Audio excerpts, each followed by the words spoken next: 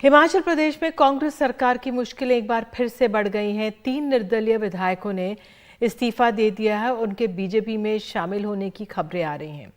3 में से एक विधायक ने कहा है कि वो बीजेपी के टिकट पर चुनाव लड़ेंगे। इससे पहले 6 कांग्रेस विधायकों ने इस्तीफा दे दिया था।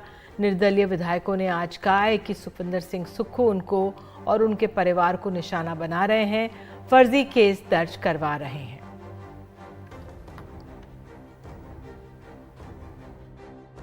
आप जानते हैं कि जैसे जैसे लोकसभा के चुनाव आते हैं तो हर प्रकार के हथकंडे भारतीय जनता पार्टी की सरकार अपनाती है और इनकम टैक्स ने उस पर कार्रवाई की है और कार्रवाई करते हुए हमारा जो बैंक अकाउंट है वो सील कर दिया है कि क्या कहीं वो नोटों के दम पर तो नहीं उन्होंने अपने ईमान को गिरवी रख दिया था और दबाव इतना था कि उनको इस्तीफा देना पड़े।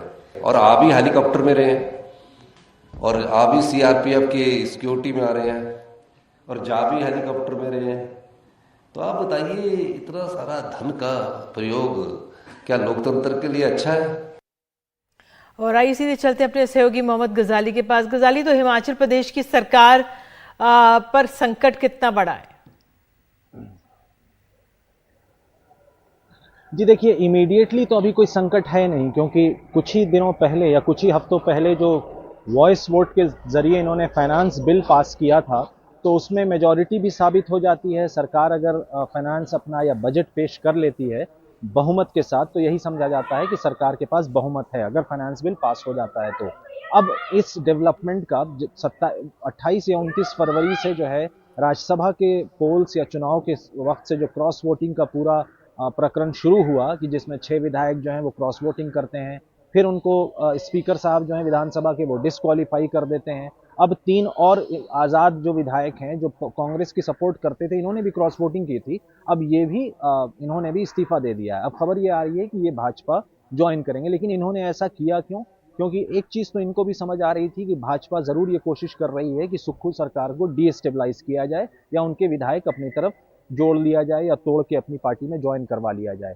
विधायकों ने यह सोचा कि अगर वो कांग्रेस की सरकार वो भाजपा डायरेक्ट ज्वाइन कर लेते बिना रिजाइन किए हुए, तो वो कर भी सकते थे, क्योंकि एंटी डिफेक्शन लॉ आजाद विधायकों पर लागू नहीं होता है। लेकिन होता क्या कि कांग्रेस की सरकार है तो सरकारी कामों में उनको फायदा नहीं मिलता, अपने क्षेत्र के लिए वो फंड्स नहीं ले पाते, और कहीं ना कहीं विधायकों को भी ये पता था कि जब भाजपा जोड़ तोड़ की राजनीति करेगी तो उनके लिए एक चांस बनेगा अगर वो भाजपा में एज मेंबर ज्वाइन करते हैं, कि आगे अगर भाजपा की सरकार बनती है तो उनको जरूर फायदा होगा। और भाजपा को भी इन विधायकों की जरूरत है, क्योंकि 25 ही विधायक हैं भाजपा के पास और 68 विधानसभा के 68 सदस्यों की विधानसभा में करीब 34 आपके पास 35 जो है विधायक होने चाहिए मेजॉरिटी फिगर के लिए। तो कहीं ना कहीं भाजपा और ये आजाद विधायक दोनों ही चाहते थे, दोनों ही एक दूसरे की जरूरतों को पूरा कर रहे थे, सियासी जरूरतों को, इसीलिए रिजाइन दे दिया है और कुछ देर में ये जो है भाजपा ज्वाइन कर लेंगे। हालांकि विधानसभा स्पीकर ने इन आजाद विधायकों की जो रेजिग्नेशन है उसको अभी तक एक्सेप्ट नहीं किया है। बिल्कुल, धन्यवाद आपका। नजर बनाए रखेंगे हिमाचल की राजनीतिक गतिविधियों पर। और आइए आगे बढ़ते हैं। आपको बता दें, कांग्रेस को दिल्ली हाईकोर्ट से बड़ा झटका लगा है। दिल्ली हाईकोर्ट ने इनकम टैक्स की कार्रवाई को लेकर कांग्रेस की याचिका खारिज कर दी है। कांग्रेस ने इनकम टैक्स की पुनर्मूल्यांकन कार्रवाई के खिलाफ याचिका दायर की थी। सुनवाई के दौरान हाईकोर्ट ने कहा है कि ऐसा दिख रहा है कि आयकर विभाग ने अपनी आगे की जांच और जांच के लिए कांग्रेस के खिलाफ पर्याप्त और ठोस सबूत जमा कर लिए हैं। दरअसल कांग्रेस पार्टी को इनकम टैक्स डिपार्टमेंट ने 13 फरवरी को 105 करोड़ के बकाया टैक्स की वसूली के लिए नोटिस भेजा था। डिपार्टमेंट ने कांग्रेस पर 210 करोड़ का जुर्माना लगाया था और बैंक खाते फ्रीज कर दिए थे।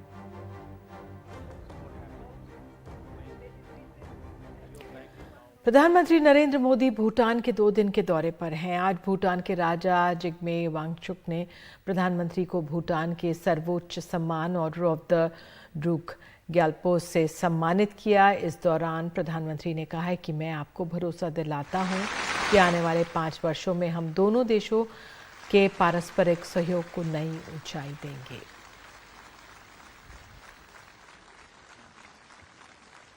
आज एक भारतीय के नाते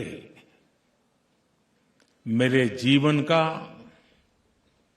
बहुत बड़ा दिन है। आपने मुझे भूटान के सर्वोच्च राष्ट्रीय अवार्ड से सम्मानित किया है।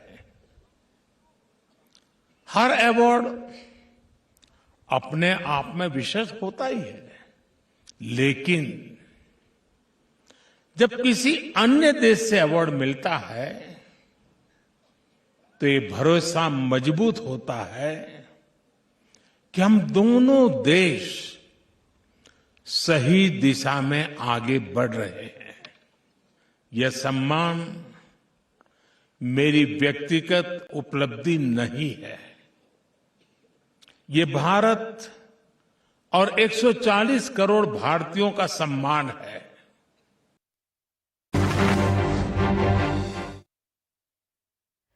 इसरो ने आज अपने पुष्पक विमान की सफल लैंडिंग करवाई है। पुष्पक विमान को पहले वायुसेना के चिनूक हेलीकॉप्टर से एयरलिफ्ट कर करीब 4.5 किलोमीटर की ऊंचाई तक ले जाया गया। फिर कर्नाटक के चलाकेरे के रनवे पर उसकी सफल लैंडिंग हुई। पुष्पक एक बेहद खास स्पेस शटल है जो अंतरिक्ष में सैटेलाइट और कार्गो ले जाने का काम करेगा।